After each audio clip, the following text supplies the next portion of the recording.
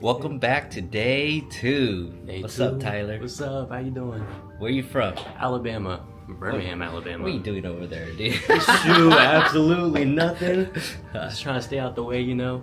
So, Sick. You ready for day 2? yeah, I'm ready. Let's get it going. Let's go. What's up, Playboy? What's up, y'all? Good morning. Welcome back to another edition of Inkvested in the morning. Today we're talking about coffee. Coffee is a great solution to our daily lives. Wakes you up, gets you ready for the day, helps with those bowel movements so you can get out there and shit on all those tasks you gotta take care of. Coffee. Alex is in love with that cocoa. This is good. I like these. Yeah? Where'd you get it from? Costco? Can't tell you. Alright, let's get to work. First things first, I'm gonna start at the bottom. And then we're gonna outline part of this tail. Alex, you're with me right now. Looking at this piece, you have any questions? Earlier it was more on the waves, shading the waves. I have troubles with that sometimes because I feel like it has to be a little bit lighter, but I don't know. It's kind of different. So one thing about background and waves is waves are really light. They're supposed to be light. They're kind of like transparent. So for a main piece and when you're shading the waves, you just want it a nice smooth shading and keep it as light as possible. That's when I shade waves, that's what I think. How light can I get this wave and how smooth I can get it, and that's all that matters should be in your head. So maybe start off with the 1 drop and then it's too light, go to a 2 drop and you're like, oh, it's starting to get a little bit darker, but I kind of want to keep it this tone. Then you use the 2 drop and you keep shading it, and then maybe towards the back of the waves just go to a 3 drop and add a little bit of a darker tone. It creates a little back shadow. My only rule for waves is keep them as light as possible and as smooth as possible. That's basically it. But when you come to, like, say this part right here where we're shading the wind bars, some bars I do it really dark. So if you look at that bar, it's a dark bar. And then just once again, try to keep your transitions very smooth. Everything I do, I think of smoothness, because when it's smooth, it just looks way better. And this is a 3/4 sleeve, 3/4, and make sure the line is all the way wrapped around. Was this the first day still? This is day 2. Usually day 2, I don't go and shade the main piece. I usually just shade all the background if it's a single session.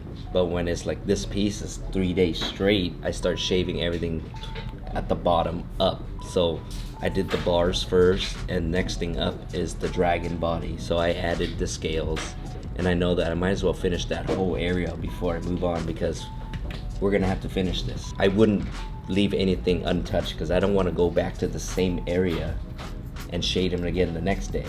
Just for example, if I shade all the background first and it's a 3-day back-to-back, now I'm like kind of jumping all over the place and it hurts. When you're doing back-to-back sessions, you gotta do blocks and finish it off. You ain't coming back to that. It's like trying to reheat McDonald's French fries, man. It ain't gonna turn out good. 3 days back-to-back, your experience and for the client and how you work to get things done. Just like Matt says, we do it in blocks, because if you hit one area and you go back to it the next day or the 3rd day, it's gonna hurt. The client's gonna hate you. So always do the line work, and then sometimes I don't even do the detail outline on the top section, because I know I'm gonna get there. When I shade it, it'll look a lot cleaner. Work bottom up, and then yeah, just hit it out in sections because you don't want to go back. For me, like, clients always ask me, hey, our session's coming up, is there anything I need to do in advance? I always tell my client to eat before the session and bring some snacks. Here at the shop, we usually provide water already, all the water you want. You just can't to-go it. You done multiple days before, right, Alex? Mm-hmm. What was your experience, and like what helped out after like day 2? I would say bring your AirPods. Music helps you like kind of take your mind off of it. Or if you're having a conversation with your artist, it helps the time go by a lot faster. My first tattoo, I didn't want to take any breaks because I thought like, oh, the less breaks we take, the more we'll get done. So he'd be like, oh, you want a break? And I'm like, no, keep going. One thing about me is like, sometimes I feel like I work really fast, so I get a lot of stuff done, but my mind sometimes is like 30 to to 40-minute gaps where it's like, dude, I need to reset because I just did that whole section and I'm a little bit overwhelmed. I just stand up, walk around, drink some water. And that's, for us, it's like a reset of like saying, change the channel, right? Yeah. Like it's too much, too overwhelming. When do you usually take a break during your session? Is it because you need a stretch or because you need to reset your mind? If I'm working this side and then I got to do the back area, if I need to flip them around onto their stomach, that's when I will take the break. Or if I do something like we did this whole ditch area yesterday. And so if they've had kind of a long stint and I do a spot that I know is pretty painful, then I'll let them take a break before we move on to something else. Also, when you get to be my age, 63, your back starts to hurt. So that's another good reason to take a break.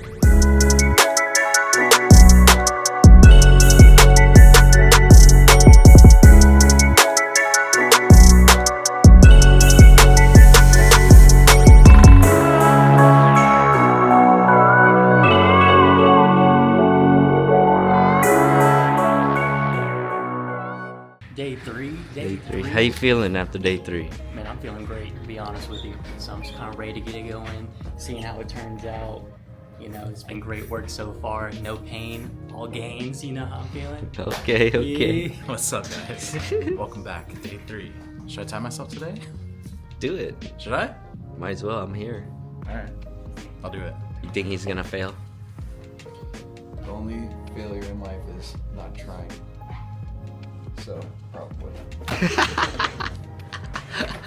So day 3, I am shading the koi fish. They're very simple to draw. They flow really well with the background, and you just add some flowers and just make sure your background and the fish flow together. How do you explain that flow of the koi fish in water and like a lotus? I can't describe it, but it's just you want the fish to have a little splash in the water come out, and then you got sprinkles of, like, say this one is cherry blossoms.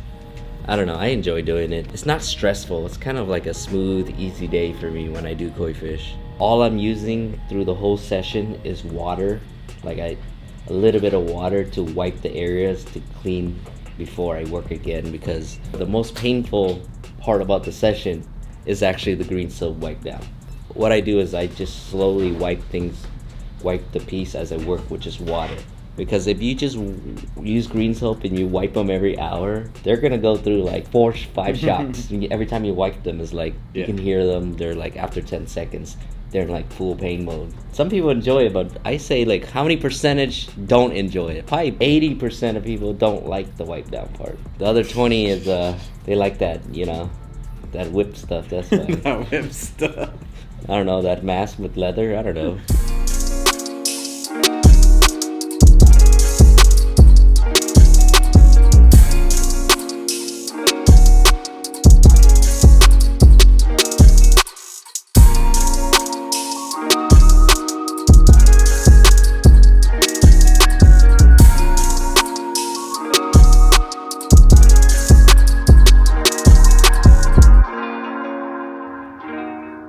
And look at Lauren. And then back to the fish. You gotta just do the scales right here. Then we start working on the top of your shoulder. Then go to your chest. Honestly, the worst part is the cleaning the solution after. Yeah. That part hurts worse than the actual tattoo. That's why, you know, so I only clean you at the end with that. If I clean you through the session with that, you're dying. So your question is, every time I start on a new project, why I start from the bottom up? Yeah. Because if you start from the top down, you're wiping on all the stencil off. Oh, okay. Yeah. Get it? Every time you wipe, you scratch down, and if I work this corner, if I keep wiping, I'm wiping away the stencil before I even get to it. But if I start from the bottom and I start wiping and going up, I don't smear the stencil. Okay. Oh, that's smart. See this part? It goes straight and it curls. Down. It goes straight and it has to curl down. So then that's why you get like some towards the I have inside. to bend it right now. The Yeah. scales are all bending towards it. So that's how you'll get some of the like scales at different sizes. and Yeah, stuff like but that. it's at least it's going the same direction. Yeah. Because what if you went straight and you couldn't bend it? So what if you went straight and you couldn't bend it? So you're gonna have a row going straight and a different row going sideways. Yeah. So then it would look off. Definitely will be off. I see it sometimes. This piece is sick, bro. It's just the way I flowed it. Like, we got the water rushing through, and then it went to a blank to the sun. Like, it just fade into the sun and just back out. It's kind of layered, but not with full background. I kind of like that. And, you know, when I first started, I was like, I want to do everything. I want to do some realism. Yeah. I tried some tribal. Find a style and just master that. You don't got to do everything. Yeah, just kind of like find your niche. Yeah. Yeah. Because doing everything is just overwhelming. If there's like two things that you ask me, like, what are two things that you can tattoo forever? I'll say I'll do dragons and koi fish forever. Yeah. Forget it. You know what I mean? I'm down. Even with all the scales? It's the most common thing. I'm used to it. You know what I mean? That's my lately this past couple weeks, my goal is to work on creating like a couple dragons a week and just slowly put it together as pieces and just up for grabs. Yeah. And just dragons and koi fish. I'll First do come, first 1,000 of served, those. so, yeah. Then they'll just book the one I drop, so it's better.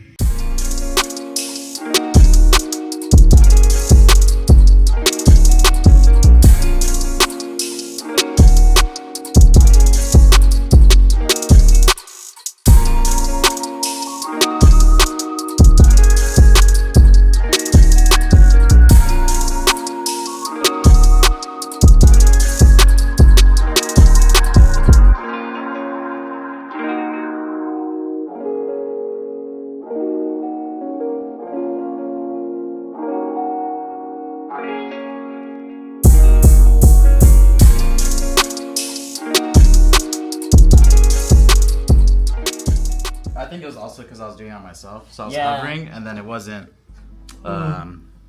saturating itself. Yeah. It still looked pretty good. Yeah, for your first time for your first tattooing. time tattooing, I've seen a lot worse from people that's been tattooing for a while. So, So Alex tattooed himself. yeah, see, that's a solid line right there. That's good. That one's really good right there.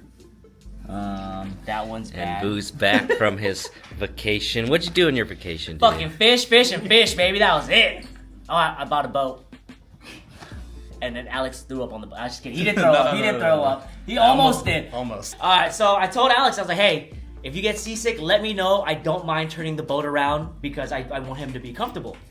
The whole time, dude, I looked over at him. He was freaking pale. I was like, Alex, are you okay? We can go back. He's like, no, I'm fine. And then like 30 minutes later, this fool's like a ghost. I was like, bro, I feel hella bad, dude. Shit. Oh, no wonder. I'm not You gonna- didn't tell me all this. You just said you hated fishing. I didn't say that. You just told me you don't like ocean fishing. That's You're how I never got going again. seasick. You didn't tell me that you're that bad and seasick. Until you called, I felt better. It was pretty rocky that day though because it was overcasted. The swells were like 4 foot, but where we went out, swells were like 6-7 feet, dude. It was pretty big. But I went out yesterday and swell, dude. You would have loved it yesterday, fucking class. But anyway, Alex did great. I know now to take him just inside the bay. Don't take him outside the bay. Maybe we'll go for some lake trout. You know what I mean? Something pretty chill. He just told me he just felt a little seasick. I didn't think that you were gonna turn green and float it away by yourself in a casket. Hey, but tell me how much fish you caught, bro. This guy slapped him, bro. 3 fish. 3 fish? Alex, tell me how much I caught. Like, No, the double hook one? yeah, all day, bro. I mean, it's just I was catching him without even any bait on the hook. It was just a red hook. Drop it down, catching him. And then Alex was like, It was bad side of the boat. That's bad side of Bad side. until of I the boat. switched. Welcome back. Today is day 4. Yeah, day 4. Okay, look at that sun. Perfect. Then you got waves right here. I really like the waves back here. Look at that. Look at that flow. Then down here we got a cherry blossom with some more flow. Look at that flow. And then you got the koi fish right here. And then a dragon tail. Look at that tail. Just thinking that. I haven't seen it. That tail is fire. And what is left? Just the head. So we did all that yesterday. We just got this part and the dragon head. And it'll be a fairly short session today. Multiple day session didn't exist before. When I first started, it was pretty much every 2 weeks or 1 month apart. And that's the only thing for clients to book. Do you want it 2 weeks apart or once a month? And most people did, 60% would do like every 2 weeks and then once a month. But now I ask every client when they're booking, it's like, do you want to do a 2-day back-to-back? Get a lot of work done, and then if you need another session, say 3-day, just space it out. So you go through 2 days of pain and 1 time healing. Because the next worst part about tattoo, after the green soap, it's healing. The healing sucks, it's brutal, you're in pain, you're sore, and you're like kind of leaking and then scaling off, like the whole freaking process. It's like what, 2 weeks? 2 weeks for the peeling, and then the keeping it out the sun part and not being in water. It's like about a month. So it's a process. That's why I prefer to get everything done at once, so you don't have to repeatedly do that. So multiple days, get as much done as possible. Yeah. And I think that's the better route nowadays. Because when you do once a month and if you need 5 sessions, that's basically 6 months, right? Yeah. To get a piece done. Especially, when clients fly in. They didn't make it work. They can't just fly in for 1 session. They need a freaking at least a 2-day minimum. I always tell them, if you're flying in, make at least 2-day minimum. But if you want, let's finish. Let's take the week and finish.